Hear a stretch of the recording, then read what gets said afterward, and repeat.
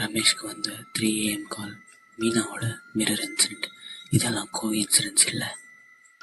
Because இப்போ நடக்க போகிற இன்சிடெண்ட் இவங்க 2 பேர் கேஸோட டைரெக்டாக கனெக்ட் ஆகுது.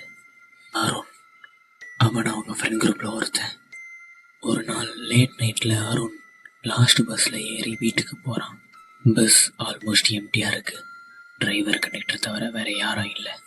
அருண் விண்டோ பக்கத்தில் உட்காந்தான். வெளியே ஃபுல்லாக இருட்டாக இருந்தது. இப்போ திடீர்னு விண்டோ கிளாஸில் ஒரு ரிஃப்ளெக்ஷன் தெரிஞ்சுது. அவன் பின்னாடி யாரும் நின்றுட்டு இருக்க மாதிரி. அருண் பயத்தோட சடனாக டர்ன் பண்ணி பார்க்குறான்.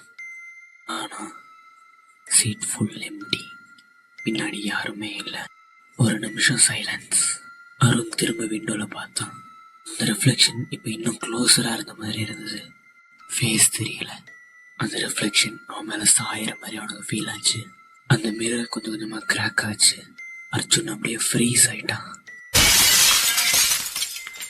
கிளாஸ் ஃபுல்லாக உடஞ்சிடுச்சு. டிரைவர் சடனாக பிரேக் போட்டார். கண்டக்டர் சடனாக திரும்பி பார்த்தாரு. அந்த உடஞ்ச மிரரில் ஒரு ஸ்ட்ரேஞ்சான ரிஃப்ளெக்ஷனை பார்த்தாரு. அதுக்கு பக்கத்தில் அருணோட பேக்கும் இருந்தது. போலீஸ்க்கு இன்னொரு ஷாக்கிங் டீட்டெயில். தொடர்ச்சியாக காணாமல் போனவங்க எல்லாருமே ஃப்ரெண்ட்ஸ். இந்த மிஸ்ட்ரி இன்னும் முடியலை.